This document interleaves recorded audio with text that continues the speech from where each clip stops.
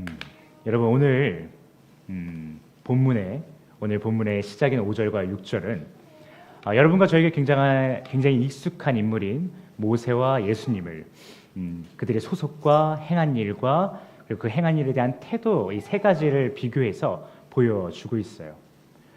한번 5절과 6절을 보실까요? 다시 한번 보시면요. 먼저 5절을 보시면 모세가 어디에 소속되어 있다라고 나오죠? 모세는요 하나님의 집이라고 하는 곳에 소속되어 있다라고 오늘 보면 5절은 이야기해주고 있어요. 그렇다면 6절은요. 6절에서 예수님은 어디에 소속되어 있다라고 나오나요? 네, 표현은 조금 다를 수 있지만 하나님의 집에 소속되어 있다라고 이야기하고 있어요. 그리고 이 모세와 예수님이 다 소속되어 있는 그 하나님의 집이라는 것은요. 다른 말로 표현하면 하나님의 백성, 또 교회, 오늘날 우리가 잘 사용하는 표현은 교회 혹은 신앙 공동체라고 할 수 있겠죠. 그래서 다시 한번 이야기해보자면 이런 것입니다. 구약시대에는 신앙 공동체에 모세가 소속되어 있었던 것이고요. 또 예수님 또한 자신을 믿는 자들의 공동체인 그 신앙 공동체를 책임지고 계시는 분이라는 것을 우리는 이 5절과 그리고 6절의 말씀을 통해서 알 수 있는 것이죠. 그렇다면요, 이 5절에서 모세가 행한 일이라고 하는 것은 과연 무엇일까요? 모세가 무언가를 행했다라고 5절에 나와 있거든요. 한번 살펴보시면요. 5절에서 모세가 행한 일이라고 나와 있는 것은 이런 것입니다. 종으로서 장래에 말할 것을 증언하였다라고 오늘 본문 5절에 나와 있어요. 이 부분을 조금 더 자세하게 살펴볼 필요가 있는데요. 먼저 장래에 말할 것을 증언했다라는 부분을 좀 살펴보자 합니다. 모세가 행한 일이 장래에 말할 것을 증언하는 것이다 라고 하는데요. 이것이 과연 무엇일까요? 이것은 바로 지난주에 우리가 함께 살펴봤고 또 언급했던 모세율법이에요. 모세가 시내 산에서 하나님께 받은 그 모세율법을 이 모세라는 존재가 그 신앙 공동체, 하나님의 백성이라고 하는 그 신앙 공동체 안에서 증언하였다라는 것이죠. 그런데 우리가 모세율법이라고 하면 그저 구약 시대에 하나님께서 모세를 통해서 자신의 백성들에게 주신 법 혹은 삶의 지침서 같은 것이라고 생각하는 경우가 많은데요. 그것이 틀린 것은 아니지만 그것이 율법에 이 모세가 백성들에게 선포한 그 율법의 모든 의미라고 하기에는 좀 아쉬움이 있어요. 왜냐하면 율법은요 하나님께서 자신을 믿는 자들에게 지키라고, 그렇지 않으면 그에 따른 마땅한 대가를 치르게 될 것이라고 하면서 주신 명령이란 말이에요. 그런데 그 명령을 어느 인간도 완벽하게 지켜낼 수도 없고 완성시킬 수도 없죠. 그러니 하나님을 믿는 사람들, 하나님을 더욱 사랑하기에 열심인 사람들일수록 하나님께서 나에게 이런 명령을 주셨는데 내가 이 명령을 지킬 수가 없는 것이죠. 애쓰면 애쓸수록 내가 이것을 완성할 수도 없고 완벽하게 다 이뤄낼 수도 없다는 것을 이 백성들은 알 것이란 말이에요. 그러면요, 여러분, 자신이 이 명령을 꼭 반드시 지켜야 되는데 그래야 마땅한 보응을 받지 않게 될 텐데 내가 이 명령을 완벽하게 지키려면 과연 무엇이 더 필요할까? 무엇이 더 필요할까? 그들로 하여금 생각하지 않았겠어요? 그들 계속 생각하지 않았겠어요? 그러다 보면 결국 그 답은 무엇인가 하면 훗날 오시게 될 예수 그리스도를 그들은 바랄 수밖에 없게 될 것이라는 거예요. 그리고 그 신약 시대에 이르러서는 자신들과 함께하고 있는 이 예수 그리스도가 내가 그토록 지키고 싶었지만 지킬 수도 없었고 완성시키고 싶었지만 완성시킬 수 없었던 그 율법을 완성시키러 온 분이시구나, 저분이 나에게 필요하구나라는 것을 알게 되겠죠. 그러니 구약시대의 모세는요 출애굽 이후에 아주 오랜 시간을 광야에서 지내면서 백성들이 하는 그 온갖 비난과 조롱과 의심들을 받아가면서까지요 그 하나님의 백성들이 앞으로 오실 예수 그리스도를 맞이할 수 있도록 돕는 일을 했던 사람이라고 볼 수 있는 것이에요. 그것이 바로 또한 모세는 장래에 말할 것을 증언하기 위해서 하나님의 온 집에서 종으로 신실하였고라는 표현 안에 들어있는 내용인 것이죠. 그렇다면 본문 6절에서요.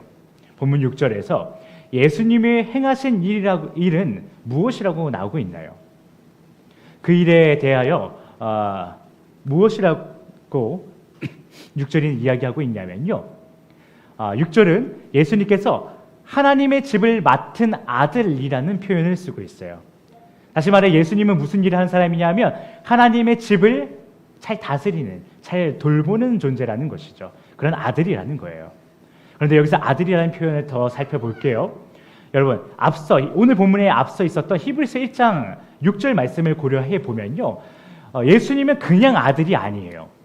그냥 저도 아들이고요. 우리 성형 형제도 아들이고 우리 한수 지사님도 아들이시죠. 우리 다 남자분들 아들이신데 그냥 우리와 같은 그냥 일반적인 아들이 아니라 히브리서 1장 6절을 보면 예수님을 맏아들이라고 표현하고 있어요.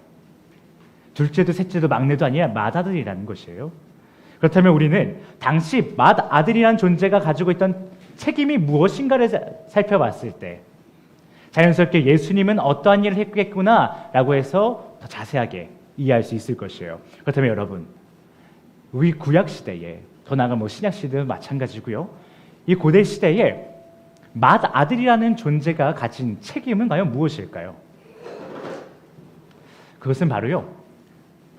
아버지를 대신해서 나머지 가족들을 죽지 않고 살게 하는 일입니다. 그리고 오늘 본문 6절은요.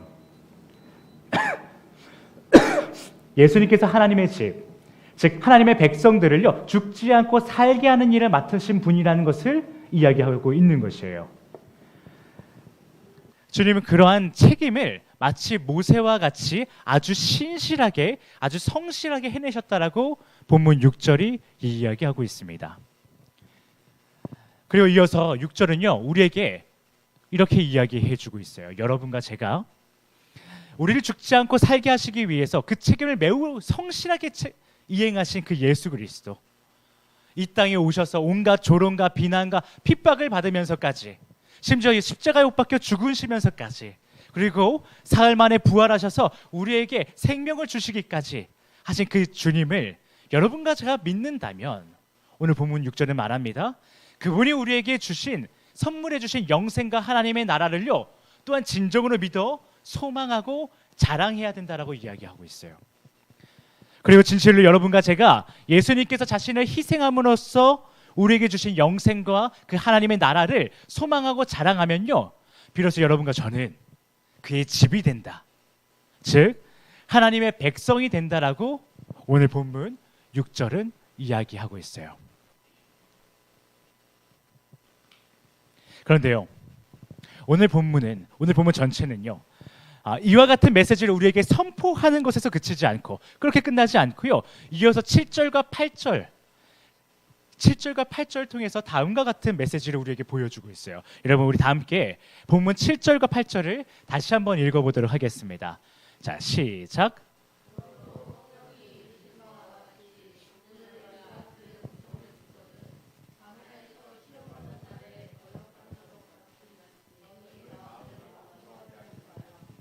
여러분 히브리서 저자는요 현재 우리들과 마찬가지로 성경은 모두 성령의 감동으로 쓰여진 것이라는 것을 믿고 있는 사람들이었어요. 그래서 7절 앞부분에서요 성령이 이르신 바와 같이 라는 표현을 사용하면서 당시 그들이 알고 있었던 성경 말씀들이 그저 인간이 써서 우리에게 흘러 들어온 것이 아니라 성령님께서 당대 사람들을 통하여 기록하셨고 그로 인해 자신들에게까지 내려왔음을 이야기하고 있는 것이에요. 그래서 히브리서 저자는요 자신이 지금 보낸 이 히브리서라고 하는 자신이 보낸 이 글이 모두 구약 성경을 인용하고 있는 메시지들이니 본 글을 읽고 또 본 글을 듣는 독자들로 하여금 오늘 너희가 성령님의 음성을 들었다라고 본문 7절에서 말하고 있는 것이에요. 여러분 그 7절에서 독자들에게 너희들이 지금까지 구약 성경 읽었지? 그거 성령님이 말씀하신 거야. 그 플러스 지금 내가 너희들에게 보낸 이 편지는 다 구약 성경들을 인용한 것이니 내가 지금 전하고 있는 메시지도 그냥 나의 메시지가 아니라 성령님께서 너희들에게 주시는 메시지야라고 이야기하고 있다는 것이죠.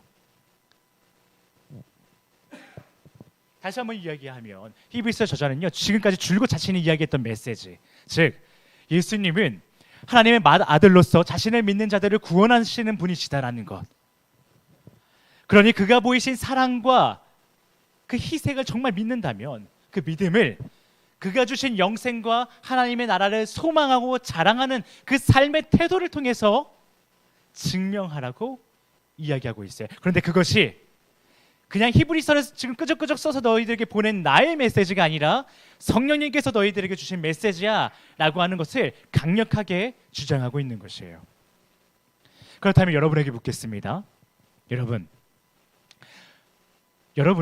히브리서의 저자와 마찬가지로 성경이 창세기부터 요한계시록까지 이 모든 성경이요, 성령의 감동으로 쓰여진 것이라는 것을 믿으시나요?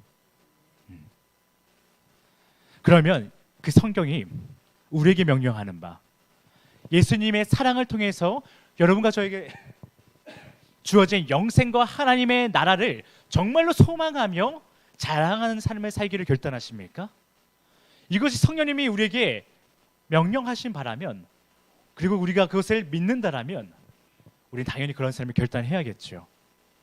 만약 여러분 중에서 삼위일체 하나님의 사랑의 선물인 영생과 하나님의 나라를 소망하고 자랑하는 삶을 통해서 이 땅에서의 성공보다, 이 땅에서의 유명해짐보다 하나님의 백성으로서 성공하기를 원하고 하나님의 나라에서 유명한 자가 되기를 정말 원하시는 분이 계시다라면 조금 있다가 그러한 삶을 살아가는 방법에 대해서 이 성경을 통해서 자세하게 아마 살펴볼 텐데 그것에 더욱 집중하시기를 바랍니다.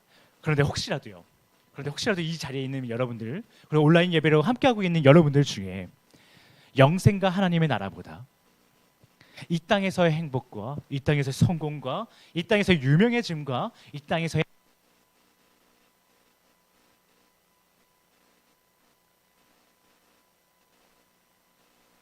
금일 본문 8절부터 11절의 메시지를 다시 한번 묵상하시고 그 생각, 하나님의 나라와 영생보다 이 땅에서 것을 더 추구하는 여러분의 그 생각에서 하루라도 빨리 벗어나시기를 예수 그리스도의 이름으로 축복합니다. 여러분, 8절, 오늘 본문 8절은요, 우리에게 이렇게 이야기하고 있어요. 광야에서 시험하던 날에 마음을 완고하게 하던 자들과 같이 행동하지 마십시오 라고 얘기하고 있어요. 그 이유는요, 9절과 10절에 또 나오는데요, 광야에서 마음을 완고하게 하던 자들이 있었다라는 거예요. 여러분도 잘 알고 계시죠? 광야에서 40년 동안 모세와 아론이 백성들이 이끌어서 다닐 때에 얼마나 완고했던 사람들, 얼마나 마음이 완고했던 사람들이 많습니까? 그 사람들이 있는데 그 사람들의 행동을 보시고 하나님께서요, 노하셨다라는 거예요. 그로 인해 하나님께서는 마음이 완고하던 자들을요, 어떻게 하셨어요? 광야에서 40년 동안 돌게 하시면서요, 결국 그들이 하나님이 약속하신 그 땅에 들어가지 못하게 하셨다라는 것을 본문 9절과 10절이 얘기해 주고 있어요. 그리고 더 나아가 본문 11절은요, 하나님께서 마음이 완고한 자신의 백성들에게 크게 노하셔서요, 그냥 40년 동안 돌게 하시고 고생시키시고 힘들게 한 것만이 아니라 맹세하셨대요. 어떻게 맹세하셨냐면요, 너희들은 내가 약속한 그 땅에 못 들어가. 근데 그것만이 아니고요, 내가 너희들에게 약속한 그 안식에 들어갈 수 없어 라고 하나님께 크게 노하시면서 맹세까지 하셨다는 거예요. 하나님이요, 그냥 하시면 하시는 거지, 그 유일하신 신이고 완전한 신이신 분이 맹세까지 하셨대요. 자신이 절대 깰 수 없는 거예요. 이제 이 하나님께서 맹세하셨다라는 것은요, 여러분, 굉장히 큰 의미예요. 번복하지 않겠다라는 거예요. 이것을, 그럴 능력이 나에게 있지만, 이것을 내가 번복할 수 있는 능력이 나에게 있지만, 그럴 권한도 내가 신이니까 있지만, 그럼에도 불구하고 내가 그것을 절대 하지 않겠다라고 완고하게 말씀하시는 표현인 것이에요. 그 정도로 하나님께서 노하셨다라는 거예요. 누구에게요? 하나님이 약속하신 그 안식, 그것보다 이 땅에서의 지금 내 상황이 더 중요하고, 이 땅에서의 지금 당장 편안함이 더 중요하고, 이 땅에서의 성공이 더 중요한 그 마음이 완고했던 백성들에게 하나님이 이렇게 맹세하면서까지 노하셨다라는 거예요. 여러분, 하나님께서요, 주님이 약속하신 것보다 이 세상의 가치를 더욱 사랑하고 더욱 추구했던 사람들에게 크게 노하셨다라는 이 메시지, 이 메시지를 보시면서 여러분 어떤 생각이 드시나요? 저는요 해당 메시지만 보고는요 잘 그렇게 확 와닿진 않더라고요. 하나님이 엄청 노하셨구나 막 그렇게까지 막 와닿진 않더라고요. 그래서 좀 더 찾아봤어요. 하나님이 정말 이게 얼만큼 노하셨다라는 걸까? 어디 저 자세하게 나온 데가 없는데 더 찾아봤어요. 근데 민수기 14장에 이 상황에 대해서 더 자세하게 서술하고 있었더라고요. 지금 이 히브리서의 저자는요 전에 있던 그 구약 성경에 기록되어 있던 것을 아주 요약해서 엑기스만 싹 딱 전달하고 있는 것이라면 민수기 14장에는요 이 하나님이 노하심 그리고 하나님께서 이 백성들에게 막 이야기하고 있는 이 상황을 더 자세하게 서술하고 있는데요. 제가 이것을 여러분과 함께 공유하고 싶어서 드라마 바이블 혹시 아시나요? 우리 성우들이 더 리얼리티하게 뭔가 하나님의 마음으로 연기하면서 이 성경을 오디오북으로 만든 것이 있는데 그것을 한번 다운로드 해왔거든요. 그것을 한번 들으면서 민수기 14장 26절부터 35절의 말씀 가운데 하나님이 백성들에게 어떻게 노하시면서 어떻게까지 이야기하고 계시는지 같이 한번 살펴보기를 원합니다. 함께 한번 듣겠습니다. 그래서 이거 한 번만 클릭해 주시겠어요? 여기서 틀 수 있겠네요. 죄송해요. 여기서 한번 그냥 틀겠습니다.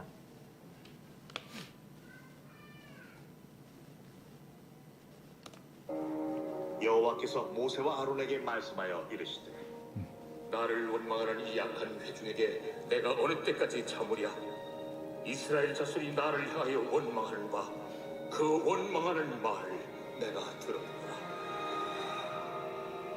그들에게 이르기를 여호와의 말씀에 내 삶을 두고 맹세하노라. 너희만이 내 귀에 들린 대로 내가 너희에게 행하리니 너희 시체가 이 광야에 엎드러질 것이라. 너희 중에서 20세 이상으로서 계수된 자 곧 나를 원망한 자 전부가 여분의 아들 갈렙과 눈의 아들 여호수아 외에는 내가 맹세하여 너희에게 살게 하리라 한 땅에 결탄코 들어가지 못하리라.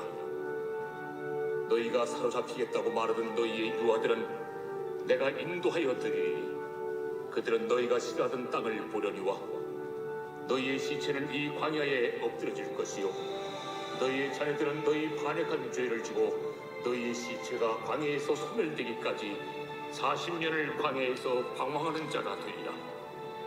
너희는 그 땅을 정탐한 날수인 그 40년간 너희의 죄악을 담당할지니 너희는 그제서야 내가 싫어하면 어떻게 되는지를 알리라 하셨다라. 나 여호와가 말하였거니와 모여 나를 거역하는 이 악한 온 회중에게 내가 반드시 이같이 행하리니 그들이 이 광야에서 소멸되어 거기서 죽으리라. 여러분 다시 한번 집에 돌아가셔서요. 민수기 14장 26절부터 35절의 말씀 그리고 그 앞뒤의 말씀까지 한번 묵상해 보시기를 권면드립니다. 하나님께서요 보통 노하신 게 아니에요. 이렇게까지 저는 성경 보면서 하나님께서 백성들에게 노하시면서 막 자신의 막 감정 쏟아내시는 부분 장면이 있나 싶을 정도로 굉장히 하나님께서 자신의 그 노하심을 쏟아내고 있는 장면입니다. 여러분 하나님의 능력을 믿지 못하고 그가 약속하신 것을 믿지 못하는 자들에게 하나님은요 자신이 능력 없는 자가 되시겠대요. 너희들 내가 능력 없다라고 이야기했지. 그래 내가 능력 없는 자가 될게. 너희들 내가 선하지 않다라고 이야기했지. 그래 내가 너희들에게 선하지 않은 하나님이 될게 라고 선포하셨다라는 거예요. 그렇게 그들이 정말 이 세상에서 고통 가운데 죽음을 맞이하도록 그래 내가 너희들 방치할게 라고 말씀하신다라는 거예요. 그렇게 하나님께서 싫어하시면요 어떤 일이 벌어지는지 확실하게 알 수 있도록 하나님의 징계하심을 보여주겠다라고 민수기 14장에서 이야기하고 계시는 거예요. 그런데 여러분 이 백성들이 대단히 잘못하는 행동이 있는 것은 아니에요. 여러분 뭐 대단한 죄를 저질렀다고 생각하시면 안 돼요. 앞뒤를 읽어보시면 아시겠지만요 그냥 투정 좀 부렸습니다. 애굽에서의 삶이 더 지금보다 나은 것 같은데요 주님. 투정 부렸고요. 주님께서 약속하신 것이 도대체 뭔지 모르겠지만 대단한 거 주시겠다라고 약속하셨다는데 그것보다 지금 당장 나는 고기를 먹는 것이 중요합니다 주님. 물은 또 왜 이렇게 씁니까? 목이 너무 마릅니다 주님. 삶에 나에게 없는 것들, 내가 소유하지 못한 것들, 지금 내가 지금 더 누리지 못하는 것들에 대해서 불평했을 뿐이에요. 그런데 그 과정이, 그 광야를 막 지나가는 과정이 하나님이 약속하신 그 땅으로 가는 과정임에도 불구하고 백성들이 내가 지금 어디로 가고 있나? 하나님께서 나에게 무엇을 주시고자 하시는가? 그 땅에서 하나님께서 나에게 무엇을 약속하셨지? 라는 것을 묵상하는 것이 아니라, 그것을 소망하고 기대하는 것이 아니라 지금 당장 나의 힘듦이 너무 크다라고 불만하며 하나님이 주시겠다는 건 나 필요 없습니다 라고 이야기한 정도예요. 어떻게 보면 지금 우리가 살아가는 우리의 지난 한 주의 삶보다 이들의 삶이 더 나았을지도 모르겠어요. 심지어 이 당시에 하나님께서 너희들에게 약속한 땅이야, 한번 가서 정탐해 볼래? 해서 각 지파마다 리더십들을 뽑아서 갔다 왔는데요. 와, 하나님, 거기 못 가겠는데요? 거기 군인들이 너무 세요. 우리 군인이시니까 군인인 분들 아실 거예요. 우리나라가, 저는 잘 모르겠는데 전략상 이렇다고 합니다. 우리나라 군대가 미국 군대를 과연 이길 수 있을까? 1대1로 붙어서 이길 수 있을까 하면은 대부분의 군사 전문가들은 미국 못 이기지? 라고 말씀하시더라고요. 이런 비슷한 상황이에요. 아니, 어쩌면 우리나라는 그래도 세계 10대 강국 막 이렇게 얘기하지 않습니까? 우리나라 군대도 세죠? 그 정도가 아니라 어디 아주 어렵고 막 군대랄 것도 없는 나라, 이렇게 민병대 정도 수준의 애들한테 미국 데려 보내가지고, 야, 미국 군대 저 핵 보이니? 야, 저거 전투기 보이니? 저 애들과 너희들이 이제 싸워야 된다. 물리칠 수 있겠지? 저 땅을 내가 줬어. 너희들이 가서 차지해. 라고 한 상황과 비슷한 상황에서 이 리더십들이 하나님 이거 못하겠는데요? 이거 우리 가면 다 죽겠는데요? 이렇게 얘기하고 있던 상황이에요. 하나님께서 근데요, 그런 모습을 보고요, 이렇게 노하셨다라는 거예요. 자신의 백성들에게 내가 약속하신 것이 있고 내가 그것을 너희들에게 성취해 줄 것이라고 약속했는데 그것을 믿지 못하고 그것을 소망하는 것이 아니라 이 땅에서 지금 내가 갖고 있는 어려움에 하나님을 원망하고 하나님에게 불평불만하고 있는 이 모습들을 하나님에게 보시기에는 이렇게 노하실 일이었다는 것이에요. 여러분, 히브리서 저자는요, 우리에게 이야기하고 있어요. 더 자세하게 이야기하면 사실 히브리서 저자를 통해서 성령님이 오늘 우리에게 이렇게 이야기하고 계세요. 여러분과 제가 예수를 그리스도라고 고백하며 하나님의 백성이라는 무리 안에 들어와 있다고 해도 그러한 우리의 삶 속에서 잠시 살다가 갈 이 땅이 아닌 영원히 살게 될 하나님의 나라에 대한 그 소망함과 그 자랑이 없으면 우리는 광야를 떠돌다가 비참하게 죽음을 맞이한 자들과 다르지 않은 결말을 맞이하게 될 것이다 라는 것을, 하나님이 그렇게 맹세하셨다라는 것을 오늘 성령님께서 이 히브리서를 통해서 우리에게 말씀하고 계시는 거예요. 그렇다면 여러분에게 질문합니다. 여러분은 하나님께서 자신을 믿는 자들에게 주신 영생의 약속에 들어가기를 원하십니까? 그리고 현재 자신의 삶에 그 하나님의 나라가 경험되어지기를 원하십니까?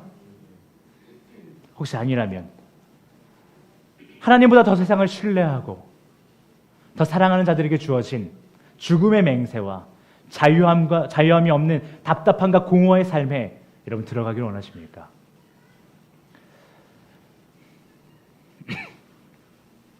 저는요, 우리 중에 제가 오프라인 예배를 드리든 온라인 예배를 드리시든 우리들 중에요, 죽음의 맹세가 아닌, 그 누구도 죽음의 맹세가 아닌 영생의 약속에 들어가기를 원한다라고 믿고 있어요. 여러분, 제 말에 동의하시나요? 여러분, 이 말에 동의하신다면 우리는 그 방법에 대해서 깊이 있게 고민해야 할 필요가 있어요. 어떻게 해야 내가 죽음의 맹세로 들어가지 않고 하나님께서 우리에게 주신 영생의 약속에 들어갈 수 있을까? 내가 어떻게 해야 영생과 하나님의 나라를 소망하고 자랑할 수 있을까? 내가 어떻게 해야 이 땅의 가치가 하나님의 것보다 보잘것없고 감히 비교할 수도 없는 것이라고 고백할 수 있게 될까? 그 방법에 대해서 고민할 필요가 있다는 거예요. 그 고민의 유일한 기준은 성령의 감동으로 쓰여진 말씀이어야 될 거예요. 그렇죠?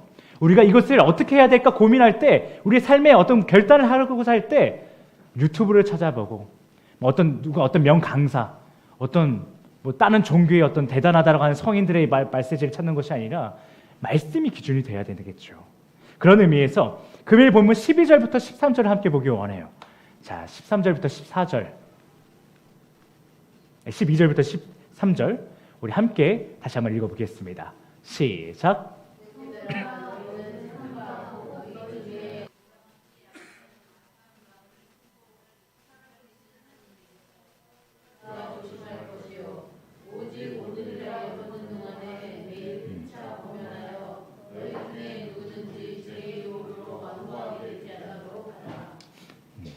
여러분, 본문 12절은 우리에게 예수 그리스도로부터 온 영생과 하나님의 나라에 대한 소망이 없고 이를 자랑하지 않는 삶을 살아가므로 하나님께 버림받지 않도록 조심하라고 이야기하고 있어요. 왜냐하면 하나님을 믿는 자들은요, 기필코 그의 나라와 그곳에서의 영생을 소망하고 자랑할 수밖에 없기 때문이에요. 이건 당연한 거예요. 너무나도 자연스러운 거예요. 그래서 그리스도인들은요, 이 땅에서 손해보더라도, 당장 손해보더라도요, 내 삶이 좀 불안정해질지라도요, 이 땅에서 소외되고 지극히 연약한 한 사람에게요, 나의 것을 나눠주면서, 나의 것을 떼어주면서 그로 하여금 우리의 자랑이신 예수 그리스도를 바라보게 하는 삶을 살 수밖에 없다라는 거예요. 그런데 문제는 뭐냐면 이러한 삶을 살아가는 것이 너무나도 어렵다라는 거예요. 이것이 그리스도인들은 당연한 것임에도 불구하고 여러분 그리스도인 맞지 않습니까? 근데 이거 너무나도 어렵죠. 여러분이 가지고 있으면 밥 3끼 먹을 수 있는데 내가 밥 2끼 먹으면서 내 눈에 보였던 이 연약한 한 사람에게 나눠주는 것, 여러분 이거 말로 할 때는 쉬운데요, 쉽지 않아요. 혹은 여러분 할아버지들 계시죠? 중손자, 손녀들 보신 분들 계시죠? 여러분이 밥 3끼 안 먹는 거 그래 어떻게 할 수 있다고 쳐요. 그런데 여러분의 새끼들, 여러분의 손자들, 손녀들 밥 3끼 안 먹이면서 간식 안 사주면서 그거 사줄 거, 그거 먹일 거 다 돈 빼가지고 저기 어려운 내 눈앞에 지금 보이는 참으로 어려운 한 사람에게 내가 나눠준다? 이거 쉽지 않아요. 인간이요, 그게 참 쉽지 않은 존재라는 거예요.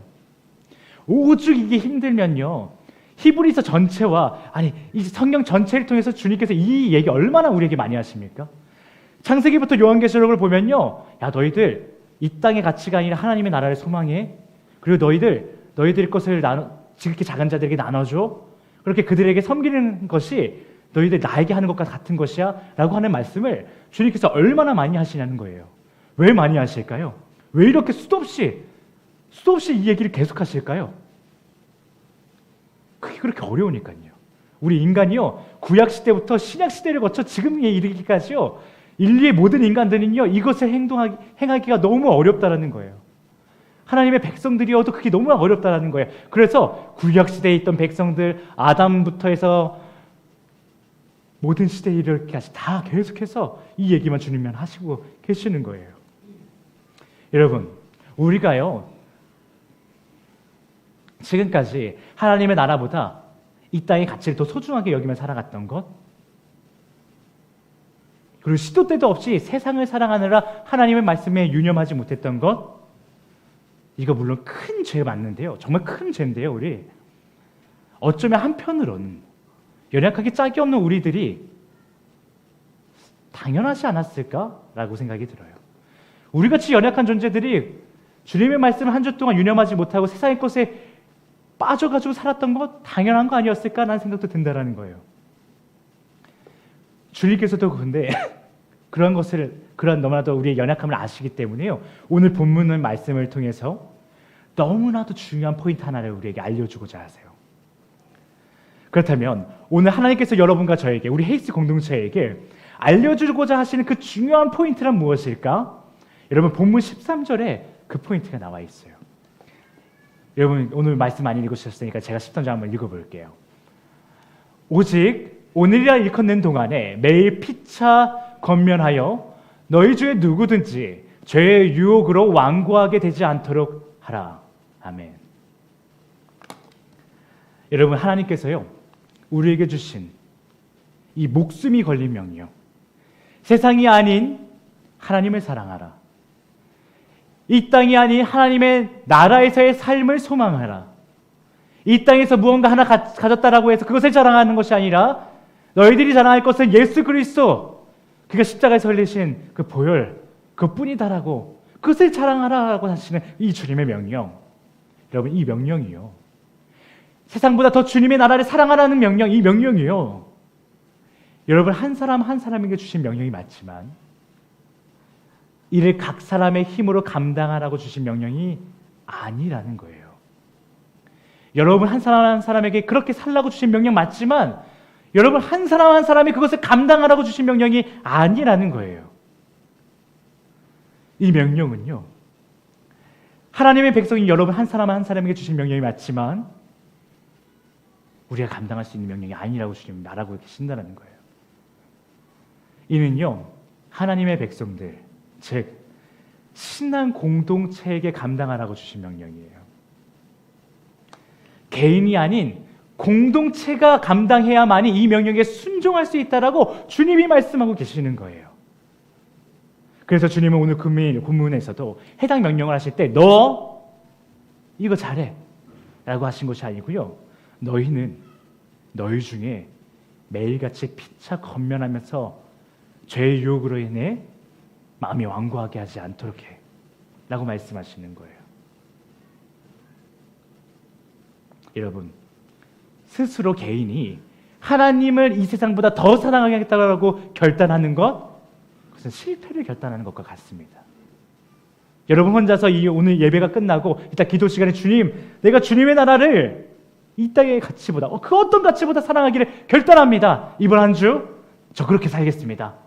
그렇게 기도하셔도요, 그거 뭐라고요? 실패를 결단하시는 거예요. 그렇다면 우리가 하나님을 그 무엇보다 사랑하겠다라고 했던 그 아름다운 고백을 실패의 결단이 아닌 성공의 결단으로 바꾸기 위해서 무엇이 필요할까요? 무엇을 해야 하나요? 그것은 바로 여러분의 셀원들, 여러분 지금 옆에 함께 예배 드리고 있는 형제 자매들, 온라인 예배 드리고 있는 분들, 여러분 옆에 가족들이 계시나요? 그 사람들과 함께 결단하고 그 결단의 성공을 위해서 서로 매일같이 안부를 묻는 거예요. 우리 다 함께 하나님을 사랑하자. 우리 다 함께 이 땅이 아니라 하나님의 나라에서의 삶을 소망하자. 우리 뭐 하나 가졌다라고 해서 이거 자랑하지 말고 예수 그리스도의 십자가 그 사랑을 자랑하자 라고 결단하고 매일같이 서로에게 하나님을 오늘도 이번 주도 사랑하셨나요? 하나님의 나라를 이번 주도 소망하셨나요? 이번 주도 하나님의 그 예수 그리스도의 십자가 사랑을 자랑하셨나요? 안부를 묻고 서로가 하나님에게 버림받는 자가 되지 않도록, 하나님의 약속을 경험하는 자가 될 수 있도록 우리가 그렇게 노력할 때 우리는 비로소 하나님을 사랑하는 자로서의 정체성, 그리스도인의 정체성을 갖게 되는 것이고, 하나님이 사랑하는 자들이라고 하는 하나님의 백성들의 정체성을 갖게 되는 것이에요. 혼자서 결단하는 것, 그것은 실패를 결단하는 것이에요. 우리가 함께 결단하고 함께 안부를 물어야만이 그리스도인이 되고 하나님의 백성이 되는 것입니다. 그렇다면 헬스 패밀리 여러분, 우리가 언제부터 이것을 함께 결단할까요? 언제부터 우리가 이것을 피차 권면하는 삶을 살아갈까요? 2월 한 달 동안 마음의 준비를 해서 3월부터 우리가 시작해야 될까요? 아니면 3월 말에 우리 총회가 있죠? 총회 시간에 우리가 이것을 결의해가지고 우리 이것을 결단합시다, 권면합시다, 이렇게 해가지고 한 2분기부터 시작해야 될까요? 그럴 수는 없을 것입니다. 왜냐하면요, 성령님께서 오늘 본문 말씀 가운데 여러분과 저에게, 우리 신앙 공동체에게 오직 오늘부터 그 일을 시작하라고 말씀하고 계시기 때문이에요. 본문 13절 앞을 보세요. 내일부터, 아니면 너희가 가나안 땅에 들어가서부터가 아니라 오직 오늘이라고 일컫는 동안에 무엇을 하라고요? 서로 피차 권면하라는 거예요. 그렇게 해서 마음이 완고하지 않도록, 죄 유혹에 빠지지 않도록 하라는 거예요. 여러분과 저의 삶의 기준이, 혹은 경험이, 그 가치관이 그것이 아닌 성경이 우리의 삶의 방향성을 만들어주는 절대적인 기준이라면 우리는 오늘 당장 결단과 서로를 향한 권면을 해야 될 것이에요. 그런데 오늘 오후에는 셀 모임이 없어요. 그렇죠? 바디 스트렝스 워십을 합니다. 그래서 따로 모여서 결단하고 권면하는 시간이 없을 것이에요. 그래서 저는 여러분에게 오늘 미션을 드립니다. 우리 그리스도인은 실천적이어야 돼. 실제적이어야 돼. 그래서 미션을 드릴게요. 오늘 식사 시간에요. 세론들끼리 식사하십시오. 식사 한 2테이블, 3테이블 될 텐데 세론들끼리 테이블 자리에 앉아서 식사하십시오. 그러면서 우리가 결단하고 또한 세우고자 하고 있는 가정 예배, 그것을 주중에 하셨는지 안부를 물으십시오. 권사님, 장로님, 지사님, 자매님, 형제님, 가정 예배 하셨나요? 안부를 물어보십시오. 그래서 하셨다면 어떤 은혜가 있으셨습니까? 저는 이런 은혜가 있었습니다. 그 은혜를 나누십시오. 그리고 혹시라도 여러분 세런 중에 아직 가정 예배를 하지 않으신 분들이 계신다면 나이와 직분을 떠나서 서로를 권면하여 돌아오는 주에는 그럼 결단하십시오. 언제 가정 예배 하실 겁니까? 제가 그날을 위해서 기도하겠습니다. 그날 제가 또 한번 연락드리겠습니다. 우리 함께 가정 예배하고 함께 우리 삶 가운데 하나님의 이름으로 채워나갑시다. 권면하십시오. 그렇게 그가 여러분의 세론이 결단할 수 있도록 붙잡고 이야기해 주십시오. 언제요? 오늘 식사 시간에 그 일을 꼭 하십시오. 어려운 일인 거 압니다. 직분이 없는 사람에게 직분자들에게 가서 내가 뭐라고 장로님한테 가가지고 권면을 하지? 안부를 묻지? 장로님이어도 그래요. 내가 뭐라고 저기 형제 자매들한테 가가지고 안부를 묻지? 어렵습니다. 목사라고 안 어려울까요? 목사여도 어렵습니다. 그런데요, 예배가 끝나고 우리가 식사를 할 때 얼굴을 마주하고 있는 그 형제 자매가요, 여러분들이 정말 사랑하는 형제 자매이고 그들이 이 땅에서만 우리가 희희낙낙 맛있게 식사하면서 즐거운 시간 보내는 것이 아니라 하나님의 나라에 함께 들어가서 그 영원히 함께 하기를 원하신다면요, 그 어려움을 이겨내셔야 돼요. 어떻게 내가 이걸 권면하고 안부를 물고 그 어려움, 그것을 이겨내셔야 돼요. 왜요? 하나님께서 그렇게 하라고 이야기하셨기 때문이에요. 우리가 다 같이 하나님의 명령에 순종해야 돼요. 저는요, 올해 2025년을요 절대 그냥 시간이 흘러가게 두지 않을 것입니다. 우리 헤이스 공동체, 이 헤이스 공동체 안에서요 2025년이요 그냥 흘러가게 절대 두지 않을 것이에요. 마음의 어려움이 조금 있더라도, 몸의 힘듦이 좀 있더라도,